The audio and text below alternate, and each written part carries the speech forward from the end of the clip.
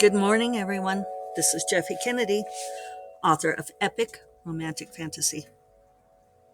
I'm here with my first cup of coffee. I'm laughing because I said it wrong, didn't I? Epic Fantasy Romance. I can't ever decide what I write. Today is Monday, May 30th, Memorial Day here in the U.S. A lot of people asked me if I was taking today off, but I took last Monday off. I mean, granted, it was like a mental health day, but no, not taking today off. Almost done with this freaking book, you guys. So yeah, I made it through the climactic battle scene at the I wanted to say at the end. The climactic battle scene that happens at the end. The culmination of the 4-book series. Um yeah. On Friday. And I can't remember how many. I think I just did like my 2,000 words. Yeah, I did like 2055. I'm at 91.5K. So I have a little bit more to do to tie it up. Digging bodies out of the rubble, as it were. That should absolutely be a beat. I should do my own set of beat sheets. No, I shouldn't have said that because now you guys are going to say, yeah, that'd be great. We want that. Who knows if I'll ever do that. I'm such an intuitive writer that I don't really think in those terms, but I guess I do know that this is my digging bodies out of the rubble phase. And then my epilogues. So I have somewhere 6 to 8,000 words to go. Maybe I could finish those today and tomorrow, certainly by Wednesday, and finish this revision and then the out loud proofing.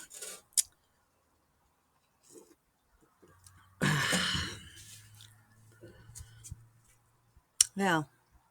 So yeah, big denouement, as it were.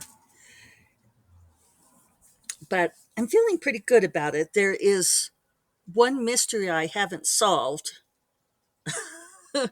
Oops. And I was not going to do it because I thought, oh well, do we have to have an answer to this? And then when I was talking about coming close to finishing, I was working with Dorinda online, and she goes, "Oh, I can't wait to find out X." I was like, "Well, shit. Guess I need to answer X. I don't really know what the answer is." And see, for me, the way I write, one of the real downsides of being an intuitive writer is that I can't just pick a thing and have that be it.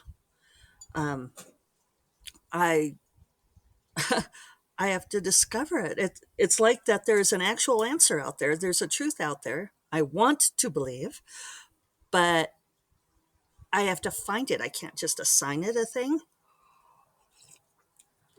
I know that probably sounds silly since it's my book, but it's the way it is.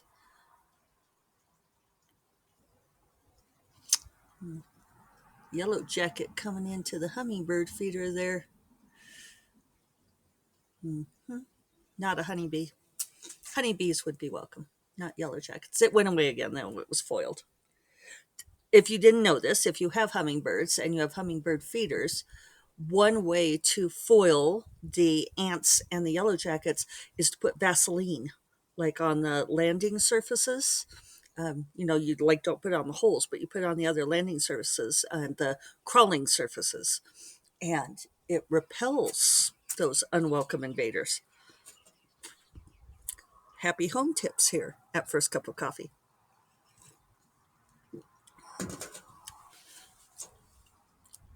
So, yeah. Um, I was going to say about that discovering the ending. For example, if you haven't read The Orca Throne, cover your ears for a moment because this spoils the ending. Or leave. I'm sorry. I know it's only 5 minutes into the podcast, but if you have read The Orca Throne, or if you don't care about being spoiled, Last chance. I did not know what Leah's true nature was until the very end. I knew she had a secret that she was hiding, but she was hiding it even from me. And ironically enough, I was with Dorinda at the RWA convention in Denver. We drove up together and we roomed together, and we got there a couple days early to do like writing retreat, which was fun. We would like walk over to the public library and sit over there and write. And and I drove her crazy. I drove her mad all week because I couldn't figure out how to finish the freaking book. And I was really trying to finish it before the convention started. But so she was trying to help me brainstorm what the answers would be. I've probably told this story before, but I think it's funny because she, I mean, we kept talking about it and talking about it, and I was explaining the things, and she's like, well, could it be it's this? Could it be it's that? Could it be this other thing? Got something in my eye. There we go. Cat hair. And some of them I really wanted to take because they were like some great ideas. I was like, oh, that's a great idea. I should make it be that. But I couldn't just make it be that. Dorinda's so good at coming up with ideas. And then finally, I guess this isn't all that spoilery because I'm not saying what it is. Finally, I realized what it was, what her secret was. And and I told Dorinda, I was like, "Thank you so much. You're amazing. I love you. Thank you for coming up with me." And she gives me this look, and she's like, "Jeffy, that is not even close to any of the things that I suggested." I'm like, "That part doesn't matter."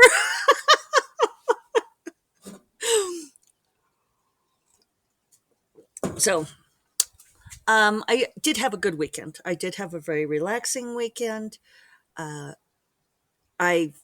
was very grateful to past Jeffy because I realized on Saturday morning that I had made an appointment like a month ago for Sunday morning to go up and get a massage treatment from my favorite therapist up at 10,000 Waves.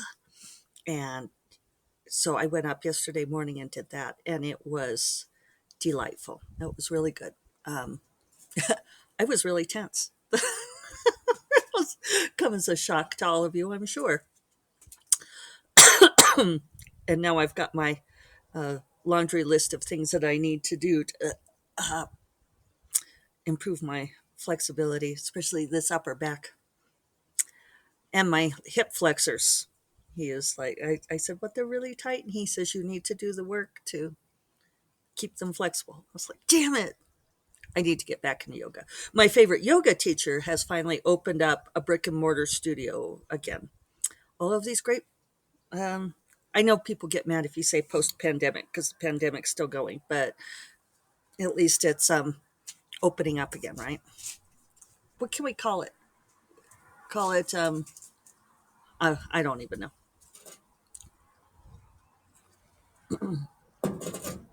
Anyway, and it's funny. I think I told you guys when I got that body scrub like a month ago. Yeah, maybe almost two. Uh, she said, I took a lot of dead skin off of your arms. I'm like, I know. That's why I needed a body scrub. And the treatment I had yesterday is called a nose to toes, and it's amazing. If you're in Santa Fe and can get up to 10,000 waves, which I recommend, get this nose to toes treatment. But it's exfoliating and body work and hot oil nirvana. So he showed me the exfoliating gloves, and he said, "Look, this is all the dead skin that came off, even though because I soaked for an hour first, even though your skin was wet." I was like, so my skin is dry. It's like I feel like during the pandemic, it's like I totally fell apart in ways that I didn't mean to. So, but that was wonderful. And then I stopped by Megan's house and got vases, getting ready to do flowers for the wedding next weekend. Very much looking forward to those festivities. And I got out my spring clothes, which I feel like, well, it is way too late. I need to get better about doing that sooner. April felt so busy, April and May. Maybe it's just like having the conference done is making all the difference in the world. But it didn't take me all that long. It just took me a couple of hours. Put away my winter clothes, get out the spring clothes. But I've made myself a reminder to do it at the beginning of April next year because, hello, hummingbird. I have all of these really great spring clothes that are that are springy looking, but made for cooler weather. And if you're on video, you'll see I'm wearing one of my sweaters that I got out because it is cool this morning. So I'll still have a chance to wear those things, I'm sure. That's what I get for living at high altitude. But I wish I'd gotten them out sooner. So uh, I need to be more Johnny on the spot with that. Uh, that first year of pandemic, it was like I didn't do one of them. It's like I never got out my winter clothes or something. But I noticed a thing. So I know like there's the whole Marie Kondo deal where you're supposed to get rid of anything that doesn't spark joy. One of the things I do when I change over my closet is to get rid of stuff that I haven't worn. And another rule I heard a long time ago, I think my mother told me this one, but I don't know where she got it. It's like if you haven't worn anything in a year, you should get rid of it. Aside for like special occasion clothes. And that doesn't really work either. But I noticed this time that I do have like a mental expiration date on some of my clothes because I had several things in there that I've been keeping for admittedly a very long time. I mean, a long time, people. I am not a person who gets rid of things easily. And there was this one dress that's probably at least 20 years old. I'm not sure exactly what year, but I've loved it, loved it. And I've kept it all this time. And this time when I got it out, I looked at it and I was like, ooh, I had that instant ooh response. It's like, why am I keeping this dress? Um, so I did get rid of a few things like that. So several things that I have loved and kept for a very long time. So I don't know what changed there. I certainly noticed, and I think I've mentioned this before, that I had a lot more warm weather clothes than I have cold weather clothes. And I'm not exactly sure why that is, although I fixed that this year and then I bought a whole bunch of stuff. But I cut out this dress, my little dolphins, I decided was a summer dress. So that's out now. So it was nice. It was really fun to rediscover all of these things. It's the getting out of the summer clothes is, not only a space saver thing to, like put away the stuff that's not appropriate for the season, but it's also a rediscovering of the wardrobe because I had all these things. I was like, oh, I forgot I owned this. I totally forgot about this thing. So, so yeah, that was really, really great. And I baked a blueberry pie. I know, right?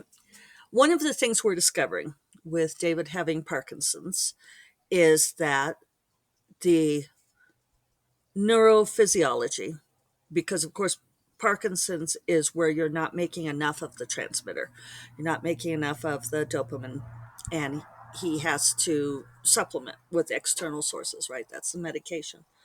But he's incredibly sensitive to any kind of food additives, um, which are in just everything. Like even if you get the organic stuff, it's like we don't even know what it is. And and interesting, in the US they don't have to list what those things are because it's considered to be proprietary, and if it's not regulated by the FDA they can just do it. So like colors or flavors that they do to enhance the product, uh, they have a an effect. And I've heard, you know parents of children who are on the spectrum or who have other kinds of it does seem to be, like neurological stuff that's affected. They have to get really incredibly careful about those kinds of additives, and I've heard, like there was a whole thing about red dye number 5 being bad, but there's also all of these hidden things that end up making you feel bad and you don't know why. And when you have somebody who is reliant on a very delicate balance to feel good like David is, it just it's become just too much of a risk because it can throw off his medication for days if he gets something wonky. So we are really trying to get good about making everything from scratch at home, um, which means not eating out so much, not so much takeout. Although, if we can get him really solid, if we can get him really balanced, then we can do some of these things. Because but it has to be a single excursion. Our problem is that we tend to do one excursion and then we go on a rampage. So he had got this pie for me. I think I mentioned this before last Sunday when I was eating my feelings. And it was a no sugar added pie, which you know, because I'm trying not to do added sugars, right? But it had other shit in there and it threw him off for like 3 days. So, yes, so I'd said, you know what, I should just bake a pie. If we really want to have a pie, I should bake one. It's not that difficult. Actually, baking pies is quite easy. So he reminded me about it yesterday afternoon. And yeah, so I baked a blueberry pie and oh my God, you guys, it's so good. It was delicious.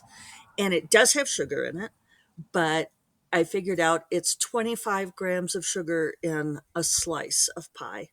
And I'm trying to stay below 100 grams of sugar a day, additional sugar. So actually, that was fine. And I think I could decrease the sugar. I think I could make that recipe with less sugar because the blueberries were sweet.